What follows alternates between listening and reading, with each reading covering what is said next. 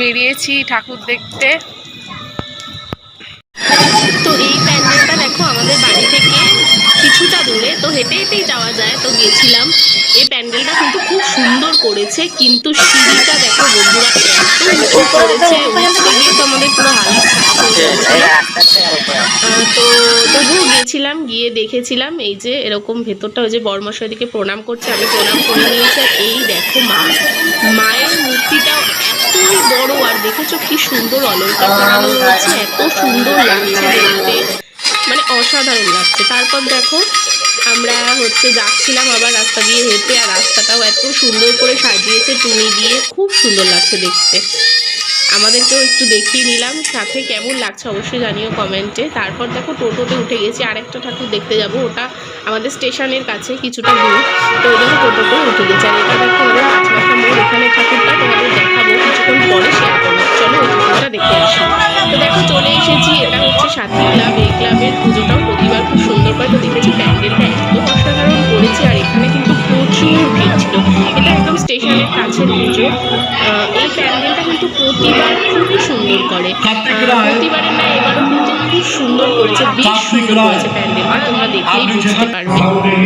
আর ভেতরটা ঠিক এরকম করেছে, আর এই যে মায়ের মূর্তি, তো এখানেও কিন্তু মায়ের মূর্তি বিশাল বড়, মানে ভীষণই বড়। আর এখানে মায়ের মূর্তিটা না একটু ভয়ঙ্কর টাইপের লাগছে দেখতে, আমার তো ভীষণ ভয় লাগছিল। তো তারপর দেখো তোমাদের বললাম যে পাঁচমাথার প্যান্ডেলটা তোমাদের দেখাবো, তো দেখো চলে এসেছি দেখানোর জন্য। এখানে অনেকগুলো ঠাকুর, মানে পুরো গোল করে বিভিন্ন মায়ের মূর্তি দিয়ে পুজোটা করা হয়। তো দেখো সাইডে নাম লেখা রয়েছে কোন কোন মা, আনন্দময়ী মা, এটা হচ্ছে শ্যামা কালী, তারপরে পরপর নাম লেখা রয়েছে। নামগুলো অত ভালো করে বুঝতে পারছি, মানে পারবে না তোমরা, আমরা বুঝতে পারছিলাম, কিন্তু এতই ভিড় ছিল যে সামনে গিয়ে নামগুলো ভালো করে ভিডিও করব সেটা করতে পারছিলাম না। ভীষণই ভিড় ছিল, যে ভিড় ঠেলে সামনে আগাবো আর ভিডিওটা করব, এটা কিন্তু বড়মশাই করেছে, আমি ভিডিওটা করতে পারিনি। তো দেখো এত সুন্দর লাগছে দেখতে, পুরো গোল রাউন্ড করে একদম প্রতিটা মাকে রেখেছে, সুন্দর করে সাজিয়েছে, খুবই সুন্দর লাগছে দেখতে। তো দেখো অসাধারণভাবে সাজিয়েছে, প্রত্যেকটা মায়ের মূর্তি দেখলেই কিন্তু চোখটা অটোমেটিক্যালি একদম জুড়িয়ে যায়। এটা হচ্ছে তারা মা, একদম লাস্টেরটা, এটা দেখেই বোঝা যাচ্ছে। তো তারপরে দেখো চলে এসেছে আমাদের পাড়ার একটা বারোয়ারিতে, এখানে করেছিল জীবন্ত মডেল। হ্যাঁ, তো মহাকুম্ভ করেছিল, মহাকুম্ভ থিমটা ছিল। তো দেখো তোমাদের সাথে শেয়ার করছি, দেখো সব দাঁড়িয়ে রয়েছে সাধু সেজে সেজে, ইনি আবার সেই হাতে চামড় নিয়ে দাঁড়িয়ে রয়েছে, সবার মাথার মধ্যে সুন্দর করে চামড়গুলোকে দিচ্ছে। আর এখানে দেখো বসে রয়েছে দুজন মহিলা, তপস্বিনী আর কি। তো তোমরা পুরোটা দেখতে থাকো।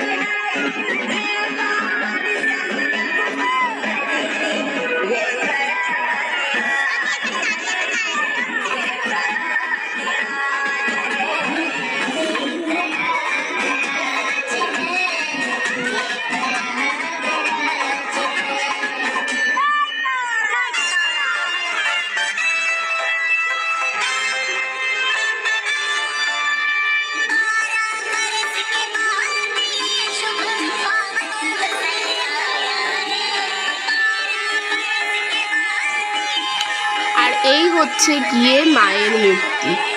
প্রত্যেকটা মায়ের মূর্তি কিন্তু অনেকটা একই রকম দেখতে, মানে হাত পায়ের শেপ টেপগুলো, হাইট অনেকটাই একই রকম দেখতে, শুধু মুখগুলো একটু আলাদা। আর এটা হচ্ছে আমাদের পাড়ার বারোয়ারি। এটা দেখে ভিডিওটা শেষ করছি, টাটা।